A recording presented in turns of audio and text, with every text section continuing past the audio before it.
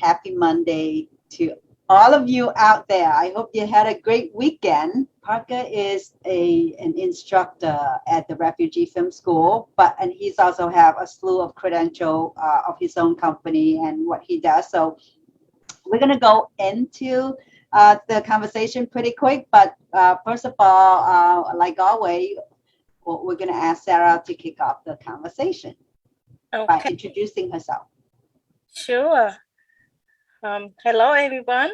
And we have a wonderful guest today, and we want to give him plenty of time to talk about what he has in mind.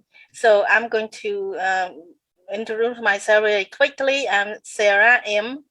I'm from Cambodia. I grew up there, and I gone through a very, very hard time during the communist Khmerus took over our country. When they come in, they basically destroyed our life, destroyed our country, and I struggled to survive. Almost did not make it, but thank goodness I made it. And not only that, I was able to escape out of the country. So that's why I'm here, and I'm beyond grateful that I landed in the most beautiful country and meet wonderful people. So I wrote my story in the book, how I survived the killing fields, and it's available on my website, sarahm.com. So I like to bring my message out to the world. So I'm sharing through speaking as well. Well, thank you, Sarah. So I am the other half. My name is Lea Tran. If you are brand new and stumble across this platform, we welcome you, and we hope you come back with us every Monday, Tuesday, and Thursday, because this is where we feature thriving stories. And we would like to say that many of us are survivors, and I'm one of those people, and I'm sure a lot of us out there, pretty much all of us, I want to say, but it does not stop us from being a thriver. And my life started here 41 years ago. It was all pure surviving mode, coming from Vietnam as a refugee. And slowly, I find my way out of the surviving mode and get into a thriving mode. And so is Sarah. So this platform is want to share the similarity that where we suffer as the refugees and how we thrive. And the similarity, and it doesn't matter if she come from the jungle, I come from the ocean, we are still determined to thrive. And today we have Parker. Parker is part of, like I said, Refugee Film School, and we want to ask Parker to give us a little bit introduction of who he is and what his involvement with the Refugee Film School, and then we can go on and talk about what is the Refugee Film School. If you haven't heard the 2 episodes that we talked about last week, you will stick around, you'll find out. So Parker. My name is Parker. I am a video editor primarily and a web designer primarily. I also volunteer as an instructor for Refugee Film School, which I was invited to participate in by Janice Stanfield. I think she was on here before, right? Yeah. Okay. Everything else is really pretty boring. You know what? Sometimes, a lot of time, our life story seems boring to us, but very interesting to the mass out there. So, so there's a passion that why did you go into video editing and music too? You're a musician too, aren't you? I am. I like to make music. Yes.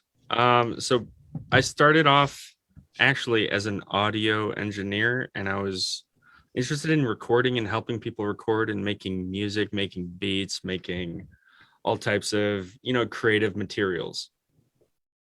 And I just liked recording and being creative. So it also helps that my mother is a musician, right? So she was kind of like, oh, well, if you learn this stuff here, I'll invest if you record me. Uh-huh. That's nice. Right. If you record me. And I was like, okay, I'll help. Right.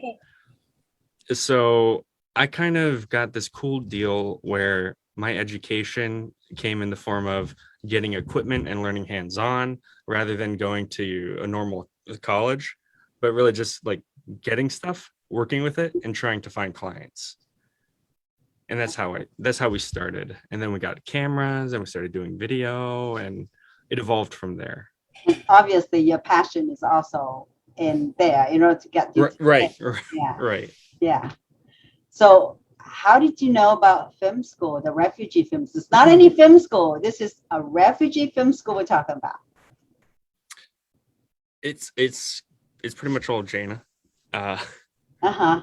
Jana is a friend of my mom, and she actually came over a couple times to Unity in Naperville, where I work. I'm actually the technology director there. And she, we connected. I picked her up from the airport and drove her to her hotel. So that's the first time we met. Then, I don't know. She started talking about this Canva idea where she said, hey, you know what you did for your church where you taught Canva to the congregants? How about you teach, we have an idea about some students. And let me tell you the idea I had in my mind when she started talking about refugee students, because it's very different than what it is that I'm experiencing right now. When she said refugee students, I literally imagined, and this is my personal bias and what I've been exposed to and what I've taken in. I personally imagined kids in a tent in a dusty area, Yeah, who don't have enough water, right? right. That's what I thought. But my understanding of refugees right now is a little bit more nuanced than that. So thanks for inviting me on this show, because I think what this show is about is kind of exposing that, right? The nuance. Yes, it's definitely. There are still a lot of refugee on dirt floor in the tent. Right. Maybe right now in Afghanistan that, people have to get through the country and cross the border. And, there's still a lot of those kind of conditions where I came from, where Sarah came from. Those are the conditions. And I'm still people crossing Mexico, to a certain place, or being a concentrated area, maybe, or, somewhere in the third world, maybe not Mexico and America. But there's a new refugee type that where you're not being granted any citizenship and you live in limbo because you don't have any country that claim you as their citizen. So you are sort of like an orphan out there and hoping somebody's going to come and adopt you. Right. So I think the refugee condition in Malaysia that we both involved in Parker, you have been in for at least 3-4 months now. Mm-hmm. Or longer. So so it's very, very different. Some of these refugees has been in that limbo status with their family where they don't have legal paperwork to go out and get jobs. Right. Or they don't have any right to speak up or any benefit from any country that they go to. So they literally live in limbo, and there's a big population there, about 1,500,000. Right. So what I was commenting on was specifically my interaction with the Malaysian students. Right. They're not Malaysian. Well, the thing's funny is because they're not Malaysian, but they're in Malaysia. Right. Thank you. Yeah. Yeah. That seems like a more unique situation than what I was imagining. Right. So I think it's really interesting that there's more viewpoints than just my own. And this whole refugee film school where we're teaching refugees to be creatives and put out media and create films and videos and graphics. Through doing that, I think we're amplifying their voices, right? Mm. So that's one big reason that compelled me to contact Jana almost a year after she brought this up. Oh, wow. So Yeah. you already have, so, okay. Right, she brought it up to me a year before, and then I waited a year and I said, hey, are you still doing this? Mm-hmm. Do you need help? I don't know what compelled me. I think it was maybe the stuff I was watching, right? Or yeah, I should probably figure that out, what compelled me. But something compelled me to call her and say, hey, are you still doing this? Do you need help? Well, I want to say that if the viewers out there, this concept is really new to me as well. When I met with Jenna, for me, again, you know, for what I have been through refugee, and from what Sarah have been through for refugee, she can speak for herself. That I don't know. We have been given a place that where you're going to say 5-10 years, and you know, rent a home. Like when we lived, that was all like temporary situation in a hut somewhere, and they just move you from place to place. So it was really new concept for me too. And she said that some of the students being trapped 5-10 years even. And what do you do when you have a kid 3 years old and become 13 years old with no direction and no, you know, no legitimate school that you can go to? And I just felt like, oh my gosh, this is a place that there's hope need to be given and seed need to be sown. So I think what you doing there is you're not just helping them right now, but I think you are prepping them for a future where when they get resettlement, they can actually use that skill to build a new life. Yes. Yeah. Yes. So I try to lend what I know about what I do to all the lessons and make sure that we're learning relevant things, the skills that'll be transferable in the future. Even some soft skills, right? Because the social interaction in Malaysia is so limited right now. Right.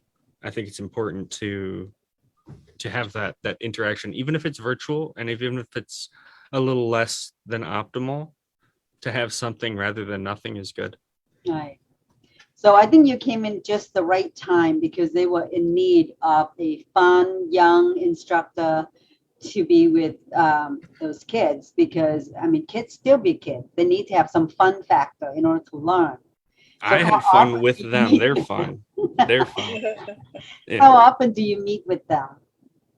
Right now it's 2 times a week. It used to be 3 times a week. It might go back to 3 times a week. Okay. But for now, 2 times. And everything is conducting through virtually, right? Yeah, it's either through Zoom or Discord. And then we chat online through other channels. Right. So 13 hours difference. Right, to share lessons. Right, so right. It's kind of odd. The hours we have to meet are a bit odd, right? It's either early over there, late over here, or late over here, early over there. Right. Yeah. Right. So do you teach in the group or one-on-one? In a group. Okay. In a group. It's in a group setting, and usually what I do is I share my screen and I pull down my green screen, and I put whatever I'm looking at on my screen behind me for them. Cool. And I explain you know, what I'm doing on my screen to them as they watch. Right now we're learning DaVinci Resolve, which is a video editing program that is free and professional. Not 2 words you usually hear in the same sentence, but in this case it's actually true. So we're learning that, and we're having a blast. It's very cool. I have seen the tremendous progress that the student made since taking classes with you. Do I'm you sure. see the difference? Yeah. So I'm just actually like what I do. I only do the 2 days a week where I'm actually focused on more technical things, computer skills. Mhm. But actually, the whole film school universe includes mentors and working with clients. It's really cool. But Yeah. so actually, my involvement's pretty limited. Yeah, I think Jana Stanfield, the founder, her vision is pretty big. Her vision is to train those kids to be self-sufficient.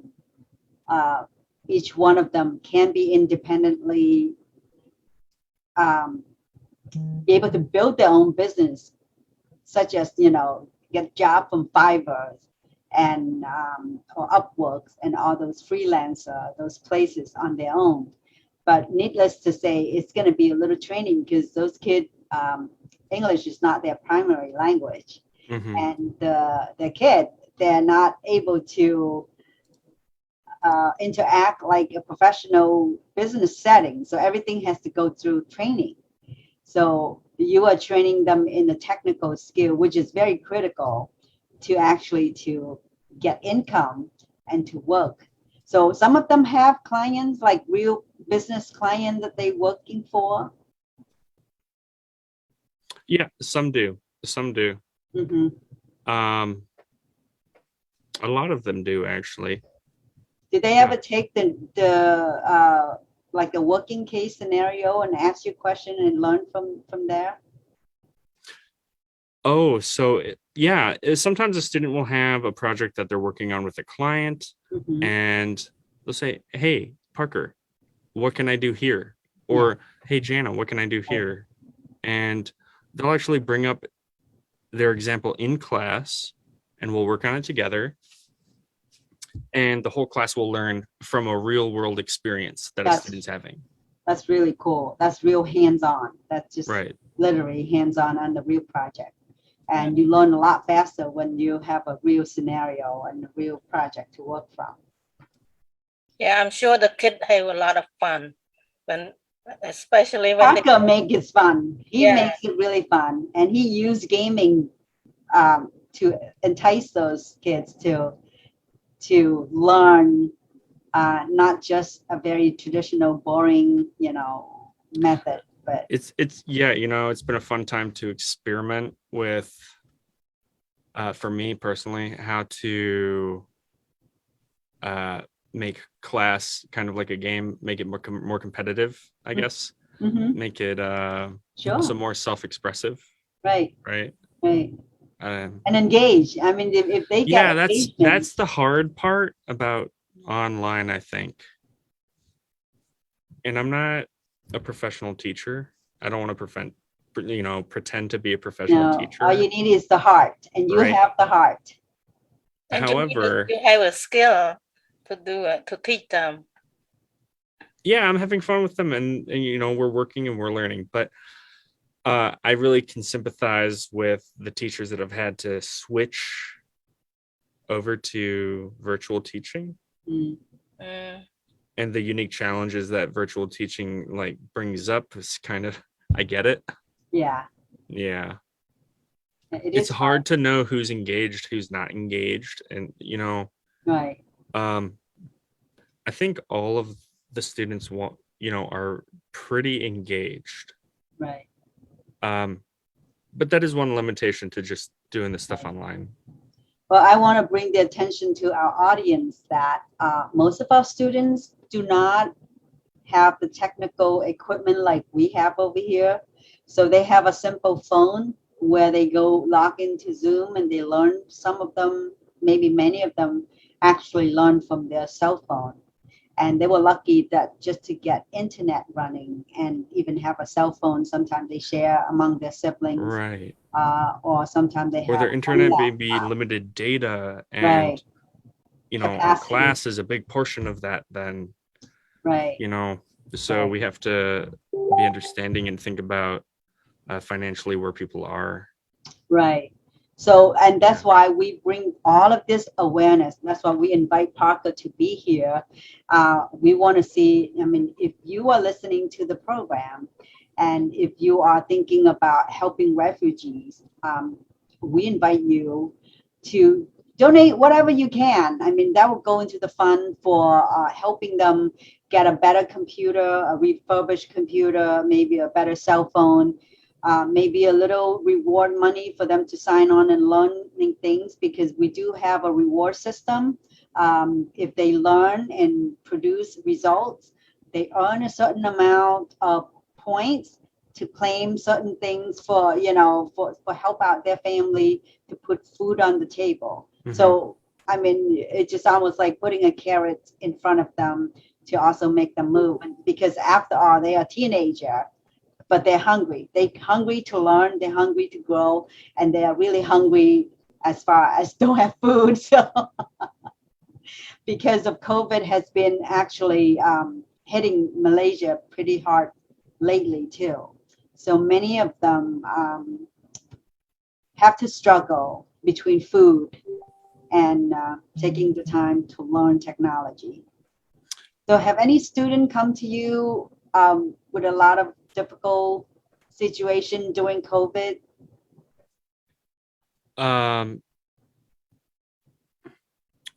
I've heard a lot of the stories in group Mm, with students. okay, Individually, not really. okay, But through interacting individually, right, you know, you can right, tell that there's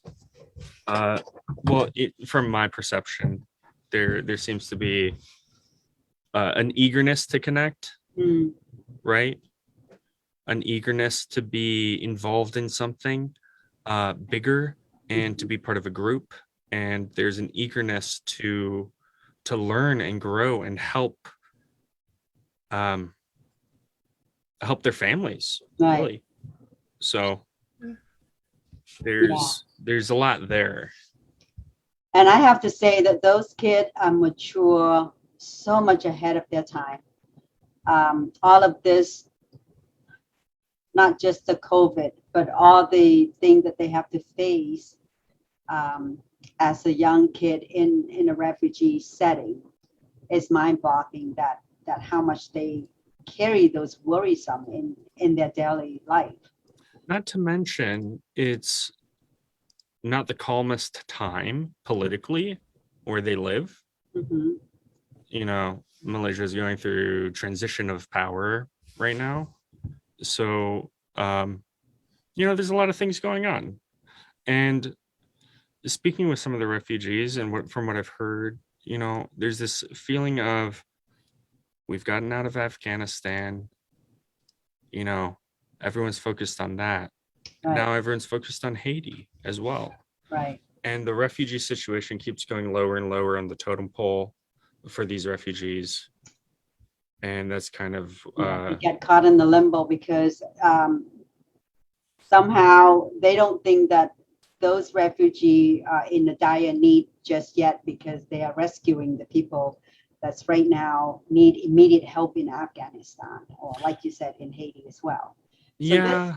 And I this hate to couldn't talk be about it that way. And I don't right, want to make it feel that way, but I feel all the need is valid. All but the yeah, yeah. yeah. And But it is real. It is real. I mean, being a refugee, former refugee, I understand that sometimes the help is going to the people who, you know, like, you know, immediate danger. yeah, but psychologically there can feel like Right, this attrition, right? right, This attrition of hope, right, I guess. right. So if you are a business owner, if you want to involve and help those refugees to have a brighter future, to bring more hope to them, so they can actually not only earn a living, but they are also um, feel a sense of connection with the outside world and doing something very productive. So that's hope, confidence that they're building. You are helping them building confidence, not just making a living, but building confidence for many, many years to come. Also, if you donate this is such a small operation Uh-huh. that you'll be able to message somebody and see exactly how your money was spent. Basically. Yeah.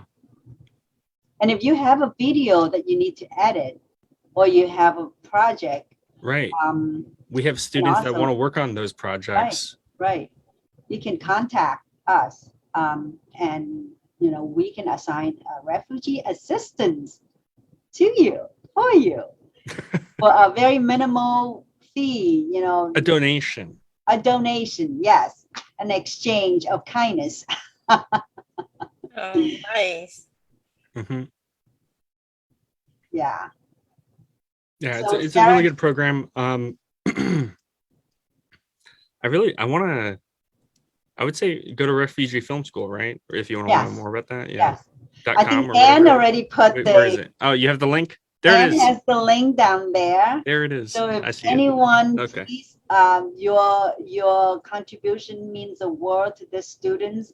They worry all the time. They worry about, how, they don't have vaccines, some of them. It costs money for everything that they they need, because they don't have healthcare benefits. I would say it also takes constant deliberation among the leadership of Refugee Film School to weigh things. Right. To weigh things, to weigh situations, to weigh what we need to spend that on to best benefit the students. So you're really investing in a team of people to help this young group of refugees. Right. And all of us here in the team are volunteer. None of us are having any stipends or anything. This is Parker has been doing that for months now, 3 times a week, sometime more, for the meeting and whatnot. And these are all volunteer hours, 100% volunteer. Yeah, right. If I could give financially more, I would. Right. This we all have limited yeah, right. We have to take care of our things. Right. I'm curious, do you ever ask the audience what their input is, or if they have questions? We would love to hear if any audience have any question about the refugee film school, have any question about the volunteers, the mentor, because you can donate your time as a mentor if you want to choose go that route, or you can be a part of helping us promoting the cause by sharing the website with other people and sharing the story with other people. This is the kindness. I think you don't know, Parker, but your kindness will be remembered forever, as long as those students are alive. I can assure you that, because I was a refugee once, and so is Sarah, and we never forget whoever helped us when we are down the rock bottom. And I don't know if you know or think about much of it. Sometimes I've been seeking out to people who helped me 41 years ago, and personally, go and thank them. A little bit goes a long way. Especially well, I feel personally blessed that this exists and that I'm able to be involved in this way, and that we're at a place of growth where more people like me are needed. Yeah. Right. That people can get involved, and that they should. Right. And that they should contact you. Right. Yes, absolutely. But I don't think, I feel lucky because of who I know, because I know Jana, and that's how I got in here. Right. And the personal satisfaction, I want to know that since I'm involved with this, I feel blessed just like you. And Sarah has been, on and off, always promoting us, the Refugee Film School too, anytime, any chance she has. But the thing is, I think the personal satisfaction, knowing that whatever we do, doesn't even worth, sometimes we don't see it as a big deal, but is actually making a difference in somebody's life. So I think that personal satisfaction is the part that we think that, it feels so blessed and so fulfilled when you know that you're in the position that you can give back. And Yep. it doesn't have to be monetary. It doesn't have to be finance. You can be our advocate. You can be our mentor. You can be our leadership team. But if you have a little extra, it doesn't hurt to donate monetary, financially. So Yeah. Time, anything. Share this video, right? right, Share a post yeah, absolutely. about refugees. Do anything, any little thing. So Yeah, this is. I don't want to sound too salesy, right? no, I don't think so. I mean, I'm good for baking other people because this is nothing. I mean, I feel that sometimes a lot of people don't have exposure to refugee. We are very shielded from the environment that where we actually see a real refugee. I mean, I was a refugee myself, and many times I have friends and they had no idea what I have been through until I wrote my book and they read and it's like, this is your life back then. It's unimaginable because people don't have those kind of exposure. But this is a good way to introduce to people that different kind of refugee. Yeah, refugee in the dirt floor and the huts in somewhere in the middle of the Africa, hot weather. Those are real people too. But there's also refugee that is in the crowded apartments that have no legal status and they couldn't go out to work and they struggle because they don't have a name and identity as a real citizen in a country that they live in for years. So if anything we can help, this would be a great place to get started, to communicate and making some influences to young minds because they, after all, the young generation, and we want to nurture, we want to grow those younger generation. So one day they can be, they're not, they can be a leader. They don't have to get trapped in the status that, with no hope. I personally think just being there with a class, if you volunteered to teach one class, the one thing being there, spending time shows that this world is a smaller place. It's making the world a smaller place with more empathetic people. By doing that, we're kind of also providing a media literacy program as well. I think art, just like music, right? You don't really need, I mean, you can actually read each other by illustration and, that's a language in itself. So, but yeah. But these kids are going to think about themselves as powerful creators at the end of this. Right. Yeah. But definitely we need English to teaching them so they can correspond with business people out there. Writing correct grammar with correspondence is definitely important. So so Parker, is there anything else you would like to tell our audience before we close up? I don't think so. Thanks for sticking around. Thanks for having me on the show, Lee. Well, thank you for sharing your passion, your kindness, and your generosity with your time to teach those students. And I really hope that more younger people like you would step up and make an impact. So the more people involved in their life, they have more hope. So that's what I hope so. Yeah.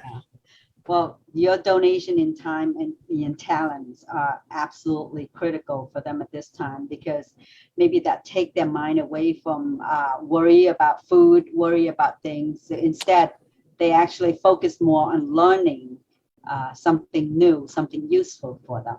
Thank you for doing the kindness work that will carry on your legacy.